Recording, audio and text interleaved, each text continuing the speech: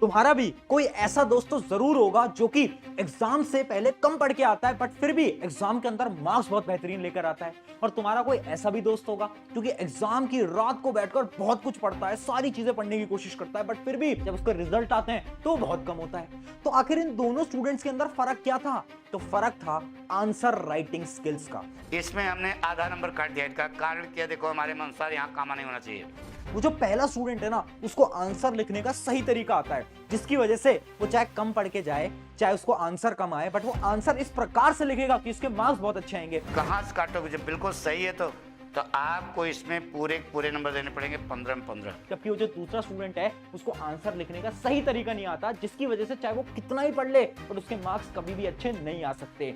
अगर आपने ये आंसर राइटिंग के हैक्स जान लिए ना तो आपके एग्जाम के अंदर 10 से 15 नंबर तो बहुत इजीली इंक्रीज हो जाएंगे। वो फॉर्मेट देखना चाहता है। तुम क्या दिखाना चाहते हो? ज्ञान। अरे वो देख रहा है फॉर्मेट, तुम दिखाओ ज्ञान। तो हाय एवरीवन, मेरा नाम है प्रशांत।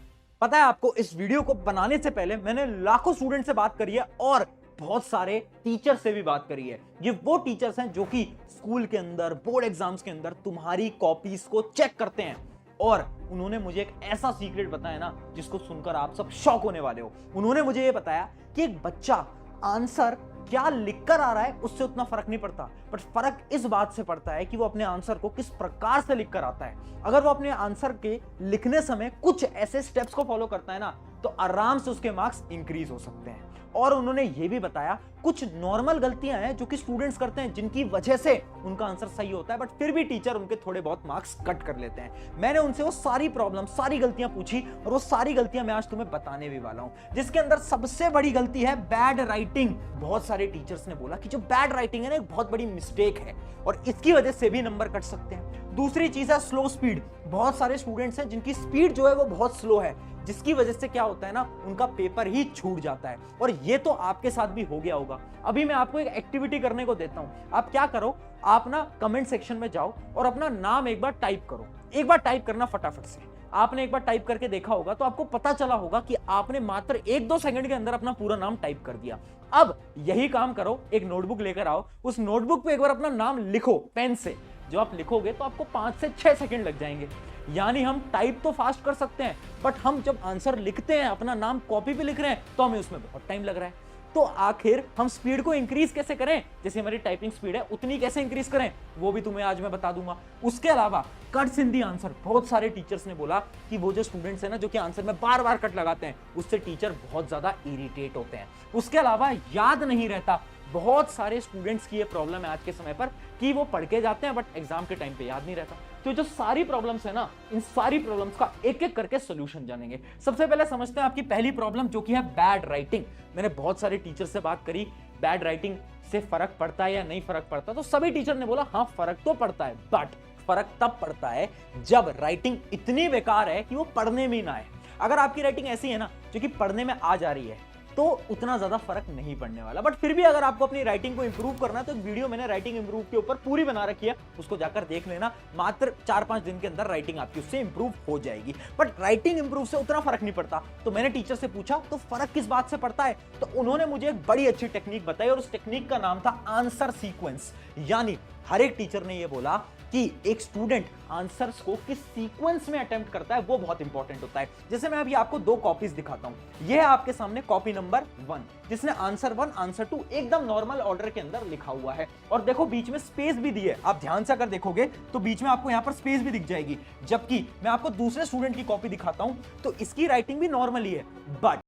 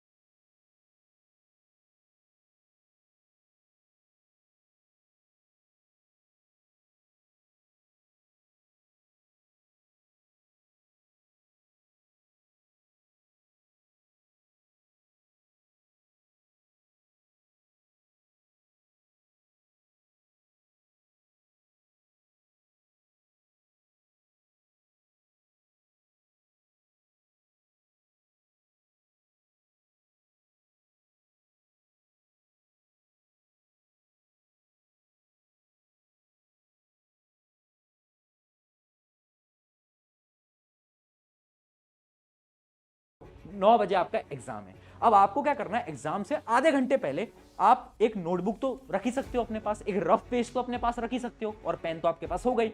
आपको क्या करना है, उस नोटबुक के ऊपर अपने पेन से कुछ एक्सरसाइज करनी है। एक्सरसाइज क्या है, ऐसे लाइंस बनाओ, ऐसे लाइंस बनाओ, ऐसी लाइंस बनाओ, फिर ऐसी लाइंस बनाओ, फिर ऐसी लाइंस बनाओ, है ना, फिर ऐसी ऐसी लाइंस बनाओ, ऐसी ऐसी लाइंस बनाओ। इनसे क्या हो रहा है, इनसे आपका जो हैंड और जो ब्रेन मूवमेंट है ना, वो कोऑर्डिनेट हो रहा है। और जब आप आंसर लिखने जाओगे ना, तो जो आपकी प्रॉब्लम है ना कि आप बहुत धीरे धीरे धीरे धीरे लिखते हो, वो प्रॉब्लम खत्म हो सकती है। तो ये तो होता है हैंड वार्म अप एक्सरसाइजेस। इसके अलावा एक स्टेप आपको और करना है, जो कि है एयर राइटिंग। देखो, अगर आप स्लो लिखते हो ना, तो उसका एक सिंपल सोल्यूशन है कि आप ना डेली राइटिंग की प्रैक्टिस करो। कैसे? आपको हवा के अंदर राइटिंग की प्रैक्टिस करनी है। यानी इमेजिन करो, आप कहीं पर भी ट्रैवल कर रहे हो, आप अपने दोस्त के साथ पीछे स्कूटी के ऊपर बैठे हो, बट आपको क्या इमेजिन करना है ना, आपको इमेजिन करना है कि आपके हाथ में पेन है और सामने एक किताब है, और आप उस किताब पे फटाफट से एक बार अपना नाम लिखने की कोशिश करो। एक बार आप अभी भी कर सकते हो, जो भी आपका नाम है एक बार वो फटाफट से लिखने की कोशिश करो। इससे क्या होगा, आपका जो हाथ है, जो आपकी कलाई है, वो मूव करती रहेगी, और जितना ये मूव कर रही है ना, उतना ज्यादा आपकी राइटिंग स्पीड ऑटोमेटिकली इंक्रीज होती रहेगी।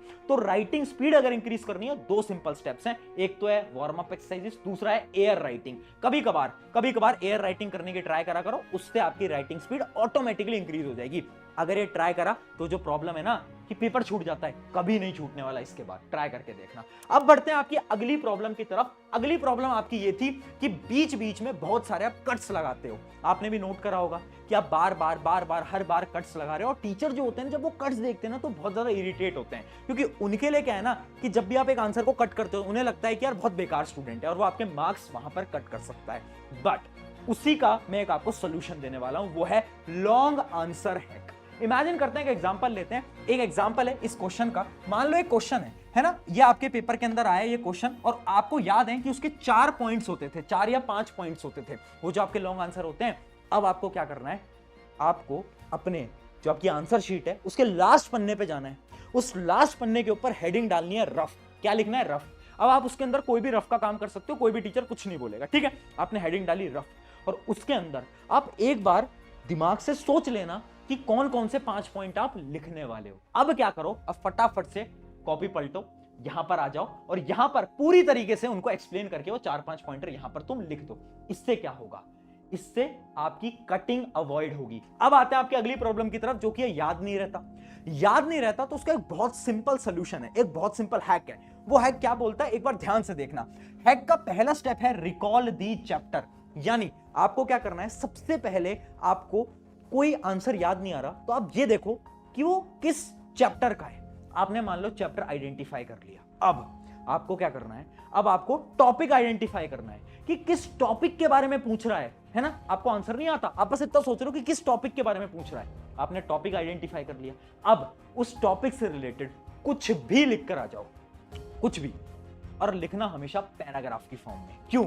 क्योंकि एक साइकोलॉजिकल हैक है, जब आप बहुत बड़े पैराग्राफ के अंदर आंसर लिख के आते हो ना, तो शायद हो सकता है कि आपके टीचर उस पूरे पैराग्राफ को नहीं पढ़े, वो ऊपर ऊपर से पढ़े, और शायद आपको उसके अंदर आधा 1-2 नंबर मिल भी जाए। ऐसा भी हो सकता है। इस वजह से जब भी कोई क्वेश्चन ना आए तो उसको छोड़ना नहीं है एग्जाम के अंदर। हमें क्या करना है, हमें सोचना है कौन से चैप्टर का है, कौन से टॉपिक का है, और पैराग्राफ की फॉर्म के अंदर उस टॉपिक से रिलेटेड जो भी आता है वो जाकर हमें अटेम्प्ट कर देना। ये बहुत ज्यादा इंपॉर्टेंट स्ट्रैटेजी होने वाली है हर एक स्टूडेंट के लिए। ये थी आपकी सारी प्रॉब्लम्स। अब मैं सारे टीचर से जब मैंने बात करी ना, तो मैंने समझे कुछ प्रेजेंटेशन हैक्स, कुछ प्रेजेंटेशन टिप्स, कुछ ऐसे टिप्स जिसकी मदद से आपके एग्जाम के अंदर मार्क्स बहुत अच्छे आ सकते हैं। तो वही टिप्स मैं आपको फटाफट से बता देता हूं, कुछ सिंपल प्रेजेंटेशन टिप्स जिससे आपके मार्क्स इंक्रीज होंगे, जिसके अंदर सबसे पहली अपनी ट्रिक होती है द कीवर्ड स्ट्रैटेजी। मैं आपको विद एग्जांपल दिखाता हूं कीवर्ड स्ट्रैटेजी क्या होती है। जैसे कि यहां पर ध्यान से देखो, मान लो मैं एक आंसर लिख रहा हूं। जब भी मैं आंसर लिख रहा हूं ना, तो उस आंसर के जो इंपॉर्टेंट वर्ड्स होंगे ना, उनको मैं क्या करूंगा, अंडरलाइन कर दूंगा। जैसे कि मैंने यहां पर कर रखा है, ये वर्ड इंपॉर्टेंट है, मैंने अंडरलाइन कर दिया, ये वर्ड इंपॉर्टेंट है, अंडरलाइन कर दिया। इससे क्या होगा, जब भी कोई एग्जामिनर आपकी कॉपी चेक करेगा, आपके टीचर आपकी कॉपी चेक करेंगे, तो उनका सारा फोकस जाएगा अंडरलाइन वाले वर्ड्स पे, है ना। और ये अंडरलाइन पेंसिल से करनी है, अंडरलाइन वाले वर्ड्स पे उनका फोकस जाएगा। वो देखेंगे अच्छा बच्चे ने सही लिखा है, ठीक है, बच्चे ने सही लिखा है, इसने भी सही लिखा है, ठीक है, और वो सिर्फ अंडरलाइन वाले वर्ड्स को पढ़ेंगे, उन्हें लगेगा आंसर सही है, आगे बढ़ेंगे। आपके पूरे आंसर वो नहीं पढ़ते, ये रियलिटी होती है, मैं सच बता रहा हूं, नंबर इससे बढ़ जाते हैं तुम्हारे। बहुत इंपॉर्टेंट है। ये थी आपकी पहली प्रेजेंटेशन टिप, ट्राई करके देखना। अगली प्रेजेंटेशन टिप की तरफ बढ़ते हैं, जो कि है डोंट यूज शॉर्ट फॉर्म्स। याद रखना, हर एक टीचर को ना बहुत ज्यादा बुरा लगता है जब तुम कोई शॉर्ट फॉर्म लिखते हो। शॉर्ट फॉर्म क्या होती है? बहुत अजीब अजीब सी तुम चीजें लिखते हो ना, जैसे राइट नाउ को आजकल तुम RN लिखते हो, बिकॉज को BCZ लिखते हैं हम। तो ये जो जितने भी शॉर्ट फॉर्म्स है ना, जो कि हम टेक्स्ट में आजकल जब हम टेक्स्ट करते हैं एक दूसरे को, तो हम इन शॉर्ट फॉर्म को यूज करते हैं। इन सारी शॉर्ट फॉर्म को अवॉइड कर देना। अगर गलती से लिख दिया ना, मैं सच बता रहा हूं, एग्जाम के अंदर नंबर बिल्कुल कटेंगे तुम्हारे। अगला प्रेजेंटेशन टिप की तरफ बढ़ते हैं, जो कि है cuts with the help of pencil. यानी जब भी आप कट लगा रहे हो ना, इमेजिन करो गलती से कुछ गलत हो गया, मान लो यहां पर आप ध्यान से देखो, कुछ गलती से मेरा गलत हो गया, तो अब मैं क्या करूंगा? मैं उसे पूरा गंदी तरीके से कट नहीं लगाऊंगा, मैं पेंसिल लूंगा, एक प्यारा सा एक सिंपल सा स्ट्रेट कट लगा दूंगा, एकदम स्ट्रेट। ट्राई करना, स्केल से कट कर दो, उससे क्या होगा? एकदम तुम्हारा आंसर नीट एंड क्लीन लगेगा। एक बार इस आंसर को तुम ध्यान से देखो, कितना नीट एंड क्लीन लग रहा है आंसर, है ना, एकदम साफ सुथरा लग रहा है, जबकि इसके अंदर कट्स भी हैं। यानी जब हम कट्स लगाएं, अगर हम पेंसिल की मदद से लगाएंगे ना, तो ऑटोमेटिकली क्या होने वाला है, हमारी जो नोटबुक है, जो हमारा आंसर है, बहुत बेहतरीन दिखने वाला है। अब बढ़ते हैं हमारी अगली प्रेजेंटेशन टिप की तरफ, जो कि है न्यूमेरिकल हैक। देखो, तुम मैथ्स जैसे सब्जेक्ट को तो अटेम्प्ट करते ही होगे, फिजिक्स जैसे सब्जेक्ट को अटेम्प्ट करते ही होगे, तो उसके अंदर एक स्ट्रैटेजी बता रहा हूं मैं।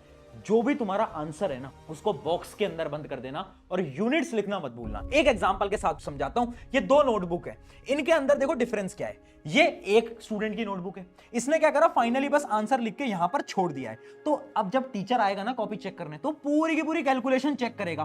बट हमने क्या करा, हम थे स्मार्ट स्टूडेंट, हमने क्या करा, फाइनल आंसर्स को यहां पर देखो बॉक्स के अंदर ऐसे बंद कर दिया। अब इससे क्या होगा, अब जो टीचर है ना, वो पूरी कैलकुलेशन चेक नहीं करेंगे, वो देखेंगे अच्छा इसका पूरा आंसर सही है, अच्छा ये आंसर भी सही है, ठीक है, मतलब ये तो पढ़ने वाला बच्चा है, आगे बढ़ जाओ।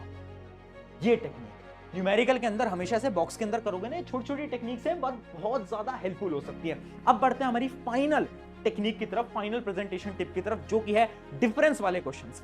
आपने देखा होगा बार बार सवाल आते हैं कि दो चीजों के बारे में डिफरेंस बताओ। हम क्या करते हैं ना, हम पहले एक हेडिंग डालेंगे, फिर उसके बारे में लिखेंगे, फिर दूसरे के बारे में लिखेंगे। ऐसा कभी मत करना। डिफरेंस वाले क्वेश्चन अटेम्प्ट करने का एक सिंपल स्ट्रैटेजी है, जैसे कि तुम देख सकते हो। तुम्हें क्या करना है, एक बॉक्स बनाना है, एक तरफ एक लिखना है, दूसरी तरफ दूसरी चीज लिखनी है, और उनकी ऐसे डेफिनेशंस वगैरह, इनके सारे डिफरेंसेस पॉइंट वाइज लिखने हैं। कभी भी डिफरेंस पैराग्राफ में मत लिखना, नंबर कट सकते हैं। हमेशा ट्राई करना, डिफरेंस लिख रहे हो तो ऐसे एक बॉक्स बनाओ, बीच में लाइन बनाओ, और यहां पर पॉइंटर के हिसाब से तुम डिफरेंसेस लिखकर आओ। ये सारी ऐसी स्ट्रैटेजीज थी जो कि बोर्ड एग्जाम वाले, जितने भी तुम्हारे स्कूल टीचर्स हैं, सब इसी स्ट्रैटेजी के हिसाब से क्या करते हैं, आपकी कॉपीज को चेक करते हैं। तो अगर आपने इसको फॉलो करा, मार्क्स तो बिल्कुल बढ़ने वाले हैं। जाओ अब इन सारी टेक्निक्स को अटेम्प्ट करो, अपने एग्जाम के अंदर फटाफट से क्या करो, मार्क्स लेकर आओ। और आई होप आपने अपना नाम तो कमेंट करा ही होगा कमेंट्स के अंदर। कितने सेकंड के अंदर नाम कमेंट करा, कमेंट में बताओ। ऑन दिस नोट, शुक्रिया एवरीवन। एक दोस्त को इस वीडियो को शेयर कर देना। मेरा नाम है प्रशांत, मिलते हैं नेक्स्ट वीडियो के अंदर।